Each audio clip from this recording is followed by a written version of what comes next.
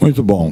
A nossa próxima apresentação é de uma concessionária de aeroportos, é a concessionária francesa Vinci, que está trabalhando com o Aeroporto de Salvador, na ampliação e modernização do mesmo, e também procurando fazer uma gestão do investimento nessa infraestrutura, né? Estão numa fase bastante inicial, como o nosso palestrante me informou antes, mas ele vai fazer uma apresentação dedicada, é o diretor técnico, Ian Lebihan, s'il vous plaît.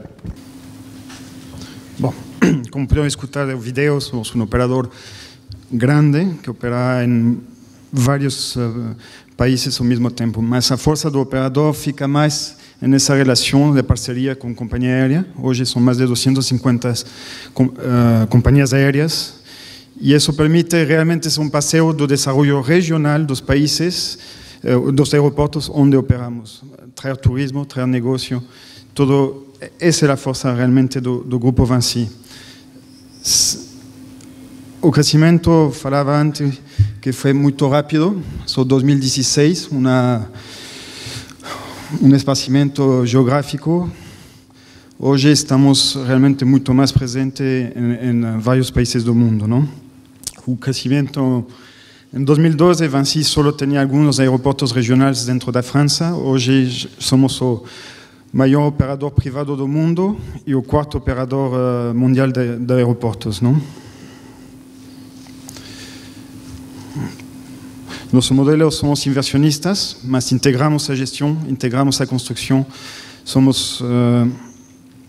realmente gestionamos todo o programa quando fazemos algum investimento dentro dos aeroportos, não?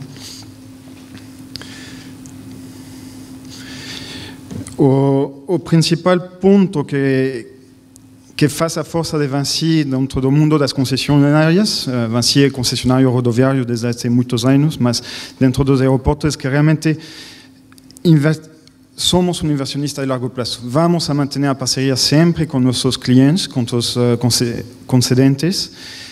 Temos a capacidade financeira de aportar o financiamento e vamos ir até o final do investimento que temos que fazer, não? E isso porque mantemos uma grande relação com os grandes grupos financeiros e inversionistas dentro do mundo, não? O modelo está basado sobre 6 diferentes realmente pontos fortes. Só quero falar um pouco do CAPEX. O CAPEX é um dos pontos obviamente mais sensíveis quando uno inverte na infraestrutura, um custo hundido, não vamos a poder remover uma pista e mover ela hacia outro lado, não?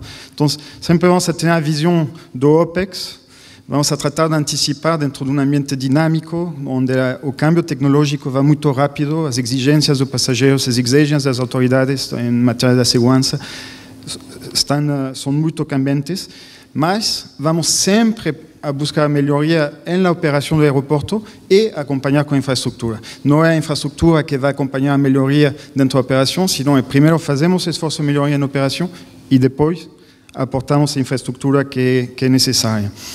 Outro ponto forte lá é que cada aeroporto é responsável de sua gestão. Nós recebemos guideline único para todos os aeroportos do mundo. Cada aeroporto tem que ter essa sensibilidade local, trabalhar com as partes localmente, entender as necessidades de cada país, de cada região e poder aportar as soluções que os concedentes precisam de nós como um operador mundial.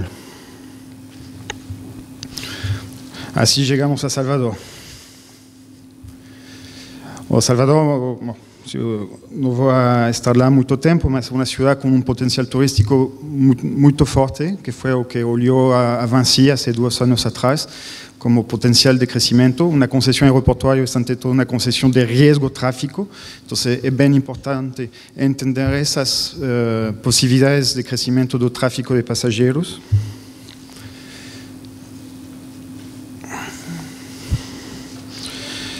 Aqui não foram os únicos pontos, mas é importante, quando é um operador, ter uma contraparte como a ANAC, que seja profissional, que as regras do jogo sejam bem claras desde sempre, que também podamos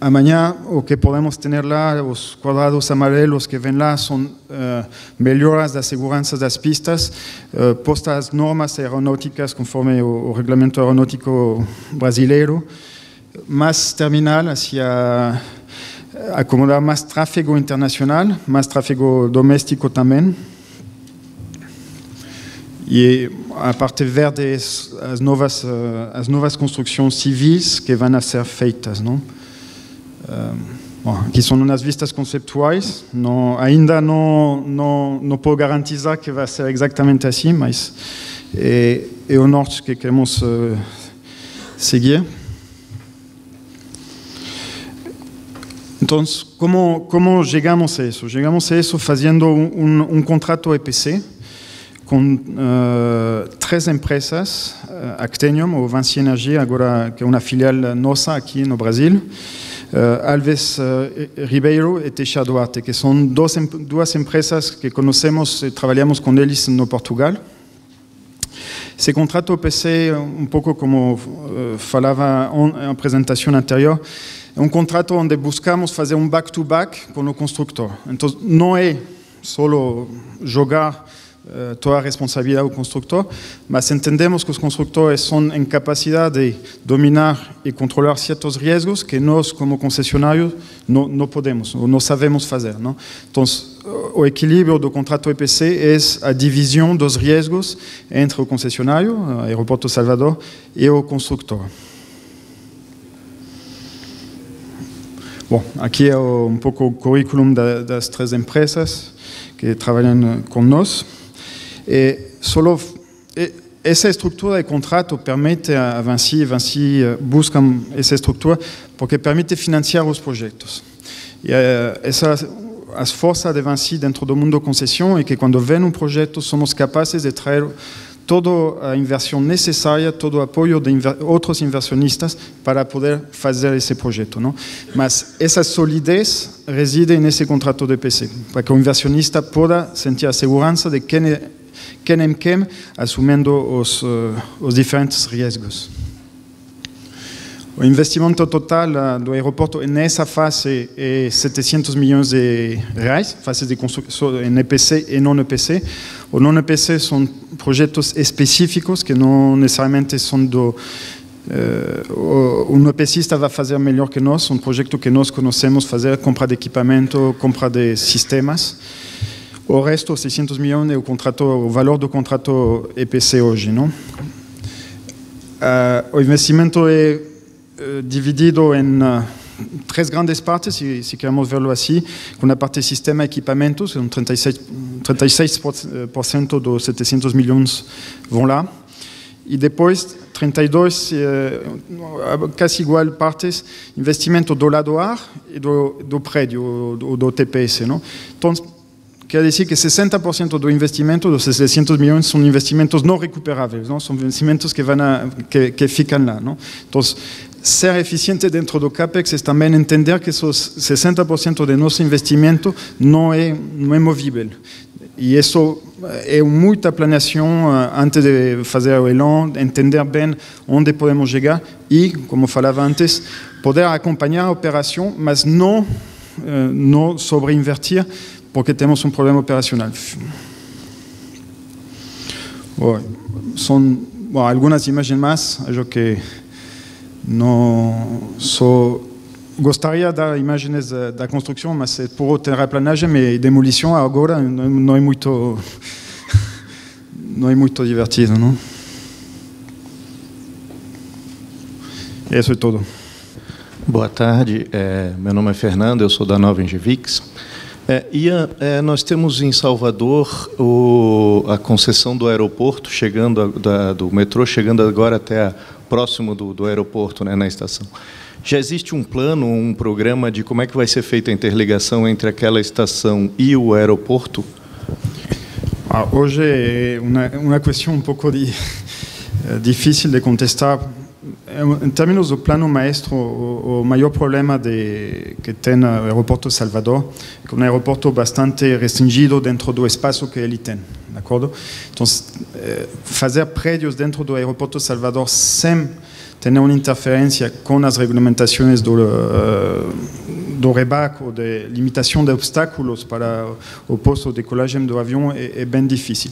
Hoje, pessoalmente, não, mas acho que a conectividade que é dada através do ônibus da CCR, que está lá em serviço, até agora ha resultado uma coisa bastante eficiente. Ha havido algumas melhorias dentro da via para que ele possa chegar mais rapidamente hacia a estação e voltar hacia o aeroporto. Mas fazer uma infraestrutura completa ficaria muito complexo por a disposição que temos hoje das pistas do aeroporto. Não? Boa tarde, Daniel da Fiesp, cumprimentar aí os organizadores pelo evento. E eu queria perguntar ao palestrante se dentro dessa sinergia e aderência que vocês tiveram chegando ao Brasil por Salvador, se tem expectativa de novos investimentos na área portuária do Brasil, na área de aeroporto no Brasil, sobretudo porque haverá muitas oportunidades, até de aeroportos menores, né? Como é que vocês estão vendo essas oportunidades? Não, definitivamente estamos olhando as novas concessões que estão programadas, os diferentes grupos. Estamos olhando os 3 grupos. Acho que quinta eu estou pessoalmente em Recife para entender melhor a infraestrutura do aeroporto de Recife. Aeroporto de Salvador, até o dia de hoje, o apoio das diferentes entidades do governo, a transparência do trabalho com os diferentes atores do ANAC, mas federais também e locais, ha dado a Vinci realmente uma confiança em poder continuar os investimentos dentro do Brasil. E certamente o aeroporto é um setor estratégico para Vinci. Mais que talvez trem, temos alguma vias ferroviárias, coisas assim. Mas, sem dúvida, estamos olhando todas as oportunidades aeroportuárias que vão chegar agora. Você falou da operação da Vinci, que é uma operação que visa restituir ao aeroporto essa figura mais infantil, né? Mas a quarteirização me chocou. Uma terceira derivada, é isso, não? Well, a ver, acho que não há que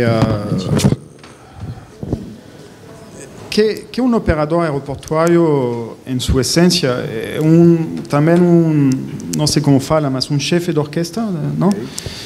Então, há certas empresas que são muito melhores que nós tratando de fazer internamente certas coisas, não? Então, o tema da quarteirização, não conheço o caso particular do Porto.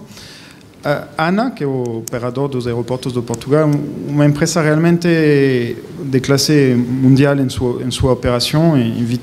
Acho que o aeroporto do Porto é um aeroporto bem gerenciado, bem levado a cabo, não? Então, dentro dessa orquestra, certas vezes é melhor que nós fazemos, internalizamos os processos, mas outras vezes há parceiros de negócio que eles têm esse know-how, têm essa capacidade de entender realmente o negócio de uma melhor forma que nós.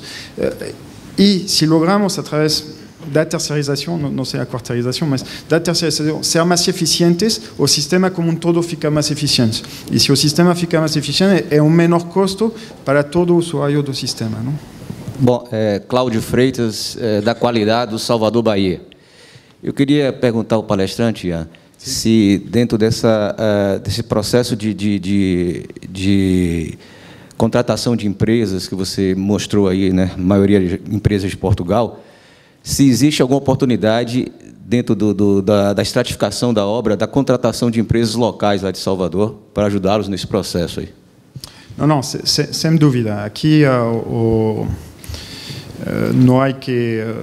não são empregados do Portugal que vêm lá fazer a obra, não.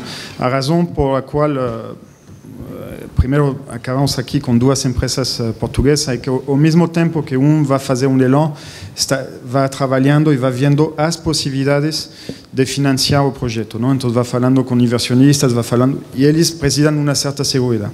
Então, o que acontece o dia de hoje? Eu não tenho os números exatamente dentro da minha cabeça, não? Mas Hoje há cerca de 700 empregados trabalhando dentro da obra e mais de 50% deles são de empresas de Bahia, Salvador, Lauro, Feria Santana. Não?